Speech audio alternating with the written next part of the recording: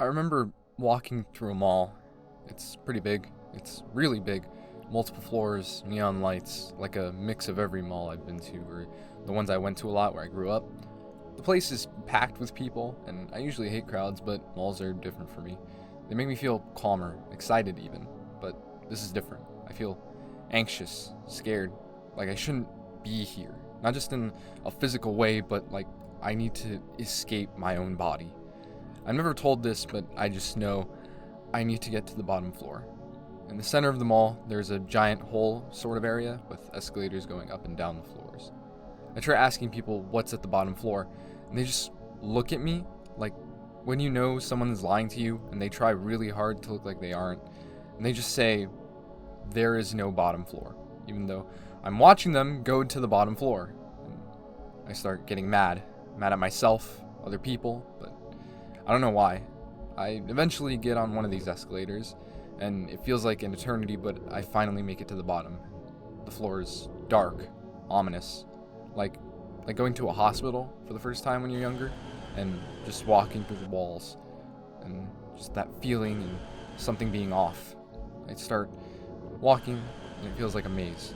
I'm just walking around this weird area outside of time. Nothing is there, just me. But the feeling I've had the whole time never goes away. It gets worse. I feel like I'm looking for something to panic over, something that justifies why I feel this way. And then I woke up.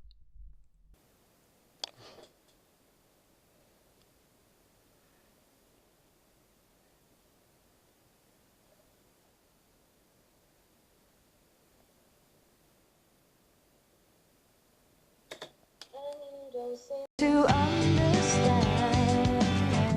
I want everything about my house off the internet! I've named this one Herd. Lain, one of the most interesting, most highly stylized anime series we have yet been able to bring you. We have been in search of this series for 2 years. Why is it? Why do I have to feel your body hate? All I want is a computer.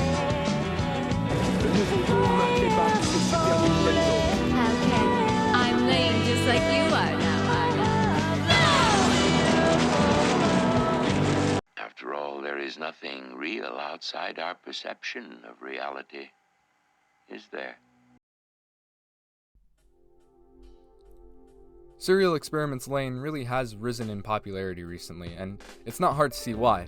The overall aesthetic of the series is kinda in right now, as in early digital technology, Web 1.0, and just a very static feel. You know, the shittier the quality, the better. And that's just the visuals of the show. The story is just so cryptic and fascinating. To give an extremely quick rundown, Serial Experiments Lain is about a socially awkward girl named Lain who is contacted by her classmate Chisa. The thing is, Chisa just recently took her own life. Lain received this message through a mass communication network known as The Wired. Think of it as an alternative form of the internet, allowing people to essentially connect themselves to a whole virtual world storing all information and instant communication with pretty much everyone. In the message, Chisa sends to Lain that she states that she has abandoned her physical body and continues to live inside the Wired and has found God. That is all I want to say about the plot if you haven't seen the show. While I believe you can't really spoil Lain as a plot, please go and watch it to get the full experience, as the plot really is just one part of the whole show. It gives the feeling of a dream in some parts, and in other parts, a nightmare. A simultaneous look into the past of technology and a prophecy for the future. If you're a fan of weird YouTube videos, David Lynch films, or just surrealism in general, then you'd really enjoy this. Also, in my opinion, if English is your preferred language, then I'd recommend the dub over the sub, mostly since I think it adds to the disconnected feeling of the series since you're more familiar with how English is supposed to sound. And also, if you watch subbed, then you'll miss out on lines like this. It's a new club that plays really great hardcore techno for a really hip young crowd. This is not going to be an explained video.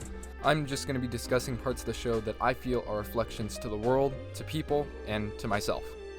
Have you watched the show yet? Yes? Alright, cool. So, turns out Lain is gone, and that kind of sort of doesn't exist anymore, and also the show somehow predicted the entirety of the internet back in 1998, so, yeah. Lain is a series where almost everything can be analyzed, but to start, I want to focus on the thing that the series almost entirely revolves around, the Wired itself. The Wired, like I said earlier, is pretty much the internet, albeit a bit more intense. While The Wired is technically present for the entirety of the series, it really isn't fully introduced to Lain until her father gives her a Navi, basically a computer, in order to use The Wired. To go more in-depth, The Wired is both a place and a force. By now, technology has advanced so that people can seemingly project themselves into The Wired, not unlike how virtual reality is now. The Wired gives this feeling of this otherworldly dimension where everything is happening at the same time. A weird mess of information. And while a good part of it is what I believe to be the show's exaggeration and interpretation of Lain in The Wired, it still adds to the disassociated feel of this world. The more Lain gets involved in The Wired and the mystery surrounding it, the more The Wired's presence in the real world is seen.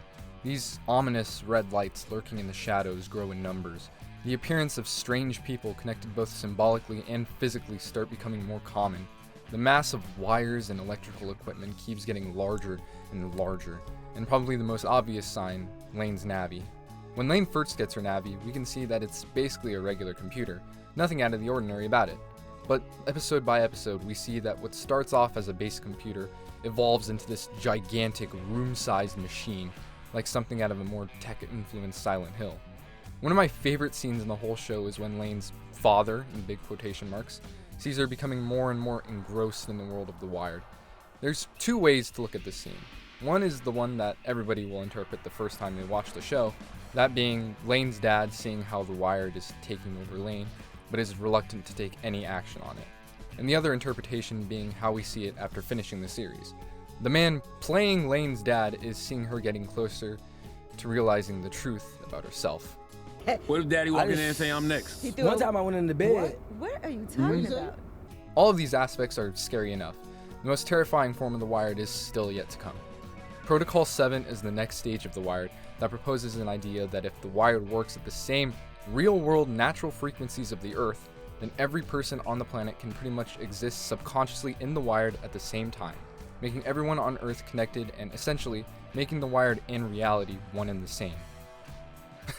Glad that never happened. No. So, for a show that came out in the 90s, you could say that it predicted the modern internet pretty damn well. While we aren't exactly channeling the Earth's vibrations to communicate subconsciously, we, as a people, arguably spend a bit too much time online. Right now, everyone with access to the internet can read almost any piece of knowledge or history available. We can learn about and communicate with anything and anyone we want, anytime. Unless you live in, China, but whatever. Things you say and do online will have a very real effect on your life. The internet is not this completely disconnected world we can choose to enter and leave whenever we want. It is the world, and for a lot of people, it's the only world that we've ever known. I, and judging by the analytics, most of you, are younger and probably never knew a world that was entirely disconnected from the internet. Just to be clear, I'm not saying the internet is objectively evil and its incorporation into society on a grand scale is bad and that we must get rid of it. I think the internet is really cool and its use is decided by those who choose to participate in it. And I think the show feels this way as well. While all the imagery used to represent The Wire is certainly menacing, The Wired's actual use is pretty neutral. Again, this is all my interpretation, but The Wired's use by kids at school or playing games isn't equal to others using it to attain the powers of a god. In a way, The Wired won. While the ending shows The Wired's physical presence is scaled back due to Lain erasing herself from the minds of the people around her, this doesn't mean The Wired is completely destroyed. It could still exist in a non-physical realm, or it succeeds in becoming indistinguishable from reality. The modern internet can replace friendships, relationships, jobs, communities. But what about religion? Masumi Eri, the programmer who was in the process of creating Protocol 7, was really thinking ahead by literally transferring his mind into The Wired. I mean, he is a god and has the support of his worshippers, the Knights, and as the show states... But wait a minute. Who gave you those rights? Except, it turns out Eri wasn't the god of The Wired. It was Lain. The general consensus seems to be that Lain was always a god in The Wired, and Eri's powers only served to lead up to Lain attaining her true form. The end of the series shows that Lain erased herself from the memories of the people around her, and this drastically changes everybody's lives. She doesn't totally disappear, just seems to watch over everyone silently. Like everything in Lain, this raises a lot of questions. Is Lain a god, or is she the god? Is she only powerful in the Wired or all of reality? Was any of it real? Is Lain coming to Fortnite? I believe a possible answer lies in the most unorthodox episode of the show, episode 9. Saying something like that is like when someone says Inland Empire is the weirdest David Lynch movie. You know you're getting some weird shit. Episode 9 stands out due to the unique way it presents information. Half the episode is a usual episode of Lain, however, the other half is presented more like a documentary, and actually combines real-world events and science with that of the fictional world. Things like Project Xanadu, the Roswell crash, Schumann resonances, and the works of Ted Nelson and Vannevar Bush are discussed, but one person stands out. A physician by the name of John C. Lilly. If you're into weird science and experiments, then you have heard of this guy, or at least the work he's done. He invented the isolation tank and tried to teach dolphins English. And I bet you're wondering, yes, he is the guy responsible for the dolphinarium experiment, where he got a woman named Margaret Ho Lovett and a dolphin to basically live with each other, drop LSD, and she would sexually satisfy the dolphin as it was growing up. The ultimate goal of this was to effectively communicate with dolphins, and later, do the same with extraterrestrials. Let me reiterate, NASA and the United States Navy gave these people money to jack off a dolphin so we could talk to aliens. Just to be clear, I fully believe we should give large amounts of money to insane people way more often. What's more absurd about this is that it went on to inspire Echo the Dolphin for Sega Genesis. What was this video about again? Oh yeah, weeb shit. So, episode 9 mentions something that John C. Lilly was also interested in. John C. Lilly believed his experiments connected him to cosmic entities by way of a broad-based communication network. Lilly dubbed the beings that were guiding him ECCO, Earth Coincidence Control Office. I believe Lain is one of these entities. She always existed, but the further development and implementation of the Wired and reality attracted her attention. The idea of a high being or god creating or coming into contact with lesser gods is not a thing of fiction. Ever since the series aired, fans have drawn heavy connections from the theological ideas of Lain and the real-world ideas of Gnosticism. Gnosticism is a huge subject that really deserves its own giant video due to how interesting it is and the thousands of years of history it has, but I'll really try to keep it brief. A main idea of Gnosticism is that there is a supreme god above all others with many other lesser gods existing in the world, as well as a focus on one experiencing enlightenment and seeing the truth of the world. Another idea is that of the Demiurge, a being who either doesn't know of the supreme god's existence or is actively against it, making the Demiurge evil in some interpretations. You can clearly see the influence on this series. At first, we are led to think that Eri is the superior god and Lain as something like the Demiurge. Then we realize that Lain was the supreme being all along. The connections from Lain to Gnosticism makes the series and Protocol 7 all the more terrifying. If a cosmic, supreme being like Lain is confined to the world of the Wired, what else could be waiting for a signal? This section is going to be a bit different from the past two. For this whole video, I've been talking about how Serial Experiments Lain reflects and predicts the real world, how it ties to real world ideas and occurrences. But the biggest impact that the show had on a lot of its viewers and myself is what it can show about ourselves. One of the biggest ideas that the show puts forward is that of identity in both reality and online. We see 3 lanes in the show, all of them having almost entirely different personalities from each other. Each lane seems to operate separately from one another, and each lane must live with the consequences that result from another lane's actions. People obviously draw comparisons to how we act online and IRL. Everybody acts differently when they're given the power of anonymity, and with that comes the question, which one is the real you? How you are online, or how you are in the real world? On one hand, when we think we are completely free of consequences, arguably that's when our true sides come out, right? On the other hand, when we are able to fear the consequences of our actions, doesn't that require us to think critically about what we're about to do even more? Wouldn't that make it the true us since we're thinking more realistically? This question's been in my head for about 3-4 years. When everyone was locked in and couldn't interact with person, I was around the end of my first year of high school, and not just that, I was also moving, so all that combined with my social anxiety, kinda a little bit really fucking sucked. So I became way more active online and made more friends through stuff like video games and Discord servers. And then school opens back up, and I'm back to my usual behavior, being kind of a loser. Then I start thinking, if I act how I do online, in real life, would people like me more? Why am I not already acting like that? Why can't I just get people IRL? Which one is the real me? These questions extend to this very action. Everything I'm doing, from writing to recording to editing, goes through so many processes to reach you watching this that it's anything but authentic. And every person on this site goes through the same.